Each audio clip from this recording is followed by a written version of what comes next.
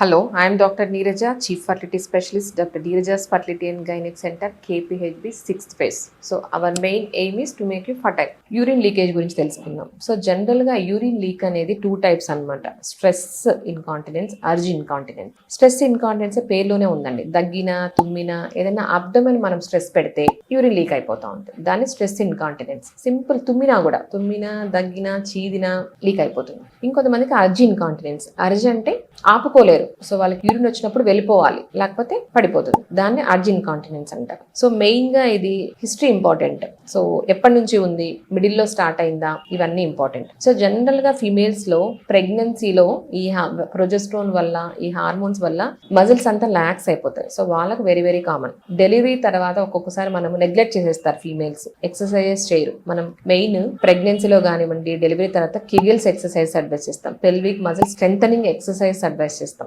అవన్నీ చేసుకోవాలి, అవన్నీ చేయరు. ఇంకొంతమంది కామన్ గా స్ట్రెస్ ఇన్కాంటినెన్స్ మెనోపాజ్ లో ఏమవుతుంది, ఓవరీస్ డ్రై అయిపోతాయి, ఈస్ట్రోజన్ సపోర్ట్ ఉండదు. సో మజిల్స్ లాక్స్ అయిపోతాయి. సో దానివల్ల పెల్విక్ మజిల్స్ అంతా లాక్స్ అయిపోవడం వల్ల చాలా మంది ప్రొలాప్స్ అంటాం, గర్భసంచి జారిపోతూ ఉంటుంది. దాంతో బ్లాడర్ జారిపోతూ ఉంటుంది, అంటే మూత్రం నిల్వ ఉండే తిత్తి జారిపోతుంది. సో వెనకాల ఇంటెస్టైన్స్ జారిపోతూ ఉంటాయి.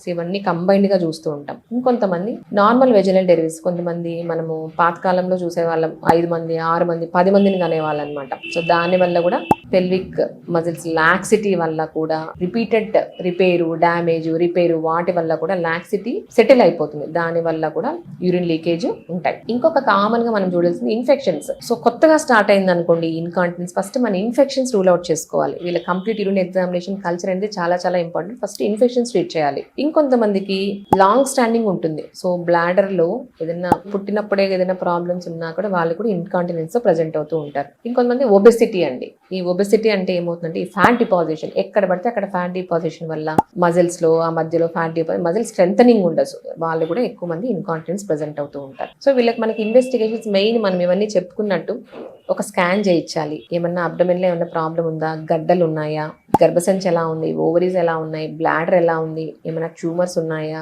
సిస్ట్లు ఉన్నాయా, బ్లాడర్ కెపాసిటీ ఎలా ఉంది, పోస్ట్ రెసిడ్యువల్ యూరిన్ వాల్యూమ్ అంటాం, అంటే వాళ్ళు యూరిన్ పంపించిన తర్వాత బ్లాడర్ కెపాసిటీ చూస్తాం. సో మోర్ దాన్ 50 ml ఉందంటే కొంచెం అబ్నార్మల్ అని చెప్తాం. సో అది మెజర్ చేస్తాం. యూరోఫ్లోమెట్రీ అంటాం. సో బ్లాడర్ నెక్, యురేత్రా అవన్నీ స్టడీ చేస్తాం అనమాట. సో అది యూరోఫ్లోమెట్రీ ద్వారా కూడా మనకు ఒక ఐడియా వస్తుంది పేషెంట్కి ఏం ట్రీట్మెంట్ గైడ్ చేయొచ్చు అని. ఇంకొకటి మనం చెప్పినట్టు complete urine examination culture is very very important. ఏ ట్రీట్మెంట్కి వెళ్ళినా కూడా ఫస్ట్ మనం ఇన్ఫెక్షన్ ఏదైనా ఉంటే ట్రీట్ చేయాలి. ఇవి ఇన్వెస్టిగేషన్స్. దీంతో పాటు జనరల్ మనం టెస్ట్లు, కంప్లీట్ బ్లడ్ పిక్చర్, షుగర్ ఎలా ఉంది, బీపీ ఎలా ఉంది, ఇవన్నీ కూడా చాలా చాలా ఇంపార్టెంట్. ట్రీట్మెంట్ ఎలా ఉంటుంది, సో మనం ఆల్రెడీ కాజెస్ చెప్పుకున్నట్టు, ఒకవేళ ప్రొలాప్స్ ఉంది, గర్భసంచి జారింది అంటే గర్భసంచి తీసేసి మనము బ్లాడర్ మనం రిపేర్ చేయడం జరుగుతుంది.